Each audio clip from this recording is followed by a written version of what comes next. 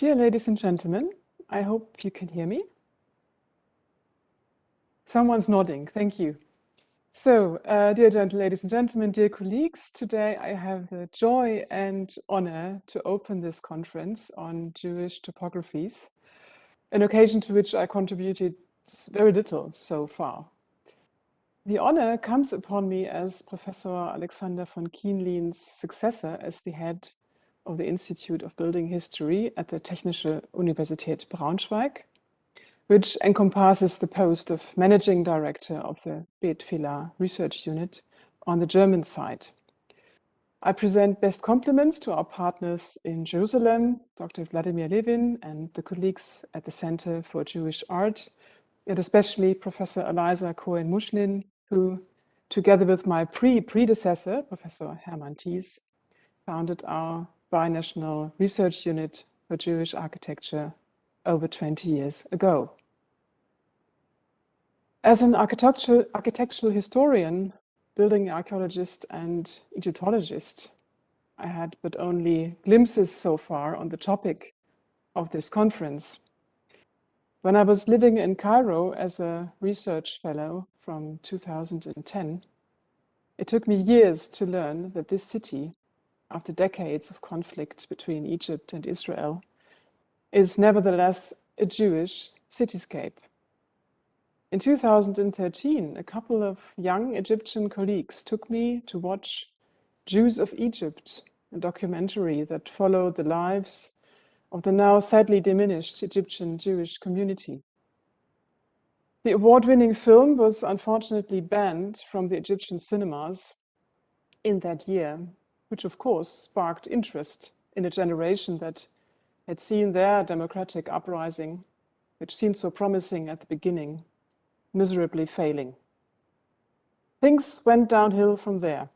Nevertheless, I was very happy to learn that Jewish studies were reported to be on the rise in Egypt, that the Jewish cemetery in Cairo had been cleaned in 2019, and that the Alexandria synagogue was restored in 2020. This is good news for the monuments. Whether it is also good news for the Egyptian Jewry remains to be seen. This year, I'm looking forward to an Egyptian-German summer school on archaeology and restoration. For when the Egyptian students will be coming to Germany, the Jewish cemetery in Hildesheim has been chosen as one of the sites where studies and training will take place. And this will be a very interesting experience for everyone concerned. Obviously, a very long way lies ahead of us, one step at a time. What lies ahead of us now is a highly interesting evening, or wherever you are, 4-day conference on Jewish topographies over 4 continents, to which Ulrich Knufinke will now give an introduction. But this is the opportunity to thank him and the Beit Fila team for making the Institute home to their highly important research, to Katrin Kessler and Mirko Postavik for organizing this conference, and to thank them and our students in the background for their invisible but indispensable technical support. Thank you very much. I'd also like to express our gratitude to the Deutsche Forschungsgemeinschaft and the Ministry of Science and Culture of Lower Saxony for graciously funding the event. Before handing the stage to Ulrich, please let me apologize for not being able to join you on the whole conference due to other obligations, but I will be present as much as possible, and I'm looking forward to chairing the last session on Thursday. So, Ulrich, please.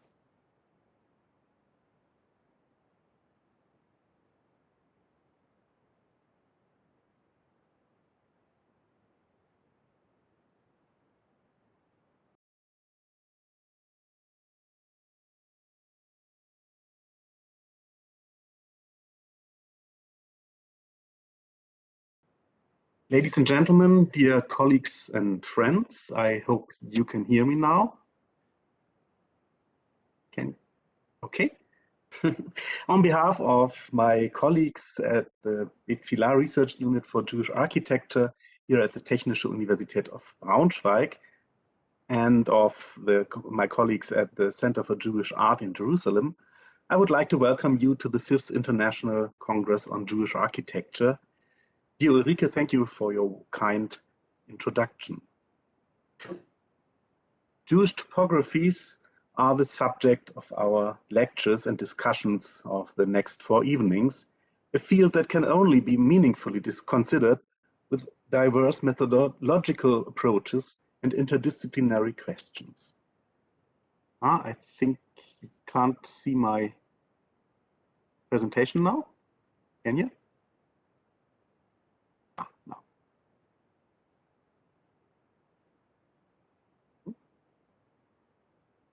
Kann ich jetzt nicht weiterklicken?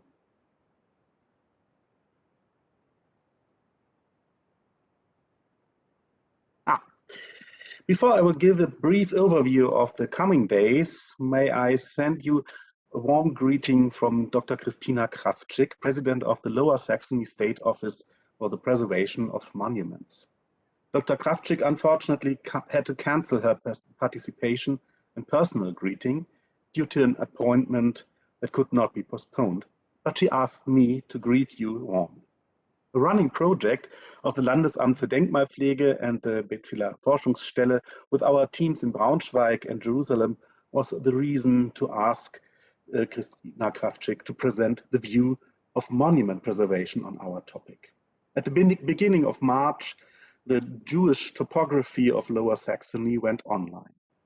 The sites of Jewish communities, synagogues, cemeteries, ritual baths, and other facilities are made visible within the framework of the Monument Atlas of Lower Saxony. In the Denkmalatlas Niedersachsen, we call in German, all cultural monuments of our federal state are presented online, more than 100,000 monuments.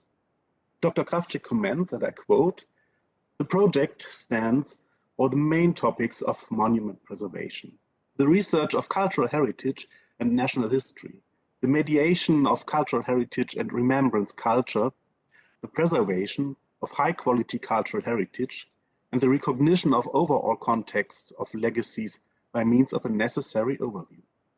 It is about nothing less than making the places and objects of Jewish culture and history visible in the context of the entire cultural and monumental landscape of our state.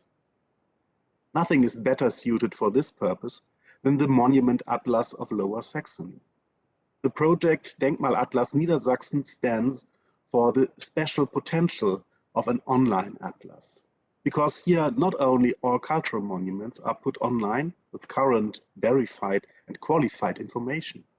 The Monument Atlas of Lower Saxony also is designed to present different narratives of monument preservation and, above all, to establish connections in the regions and in the entire federal state.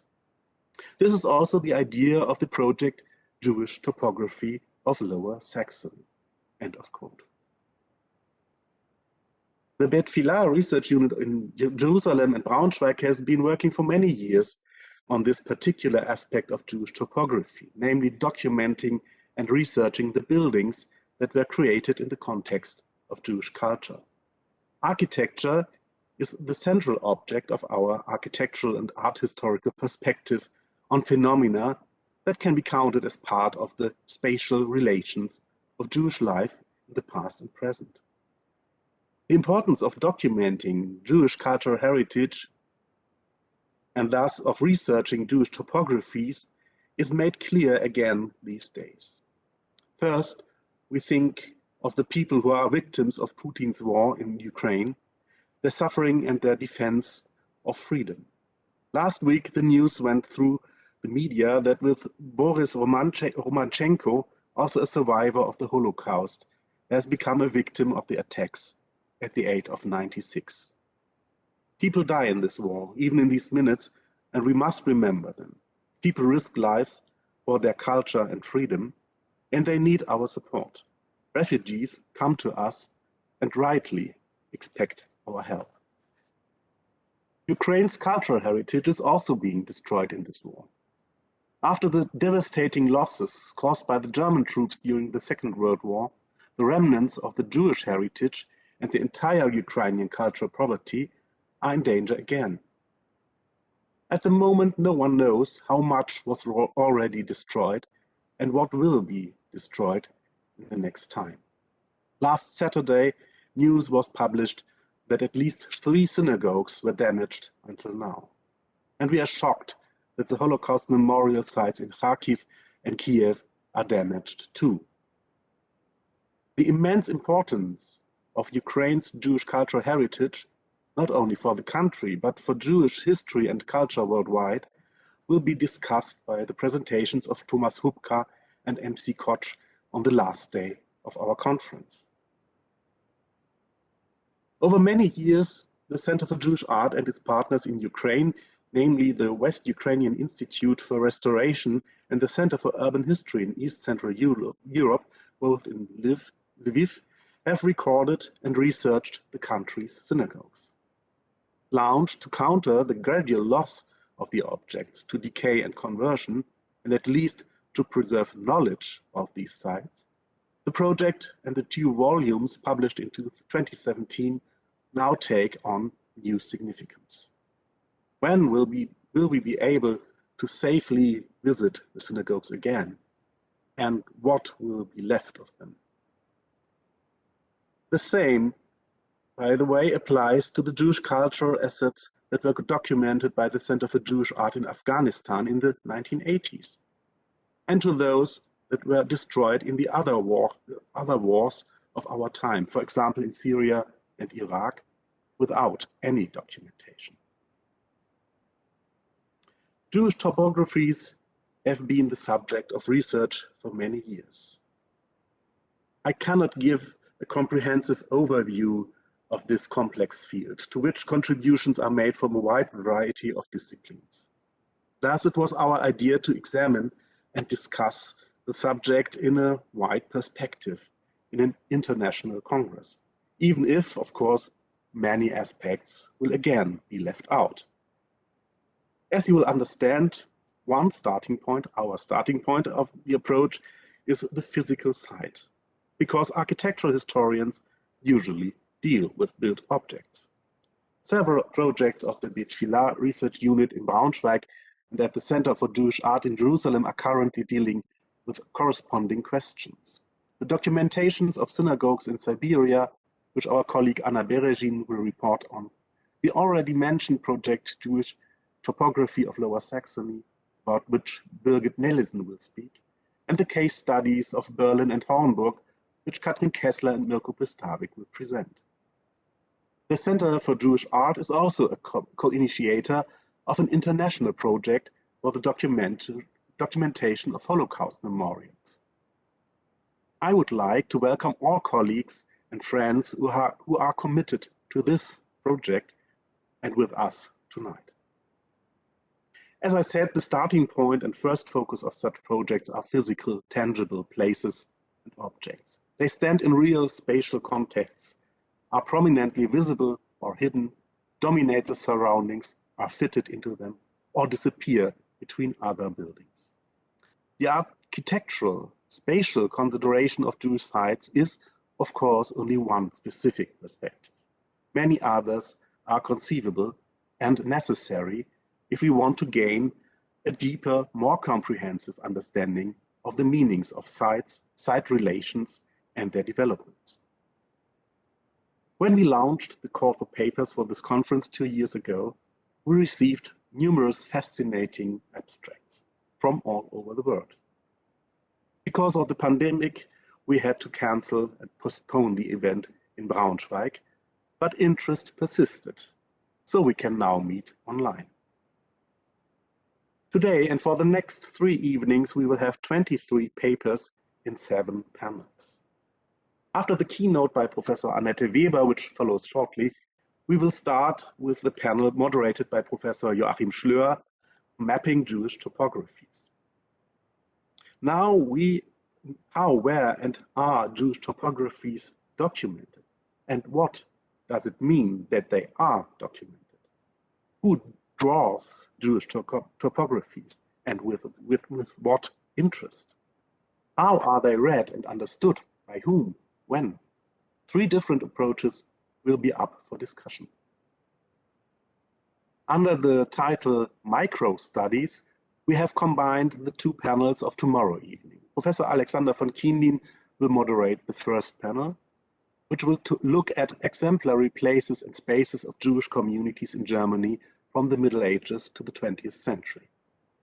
What constitutes their specific topography? Where do visible and invisible borders lie? And what bears witness to them today?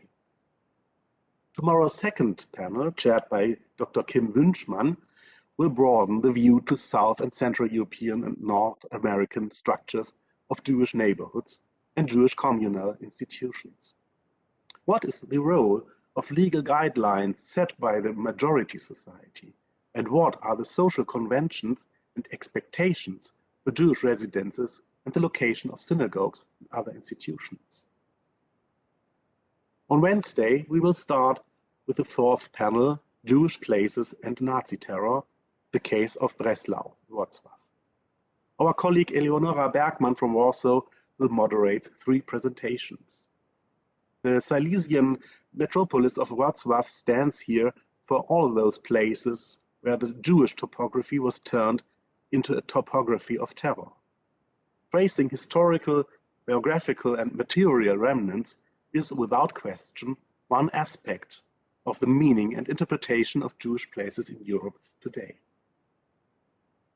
The fifth panel, Jewish Landscapes, will be moderated by Andreas Bremer.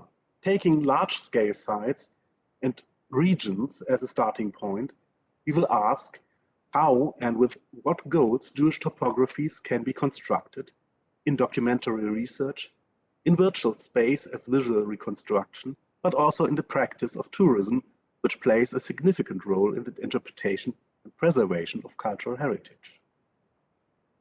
On Thursday, the last day of our conference, my colleague and friend Vladimir Levin, director of the Center for Jewish Art, will take over the moderation of the sixth panel, Jewish Art and its Topographies. With this panel, we open the view into further facets of the term Jewish topography. What does it mean in visual arts, literature, and theater? How do Jewish topographies contribute to artistic transformations? Perhaps it is here that we can understand what Jewish topography can be beyond physical objects and spaces. The seventh and last panel is chaired by Ulrich Fauerbach. Under the title Jewish Topographies in Non-Christian Surroundings, 3 contributions take us to Morocco, Istanbul, and Tehran, unfortunately not to Cairo. This brings us back to the core questions of our conference. What is the significance of topographical approaches for the study of Jewish cultural heritage?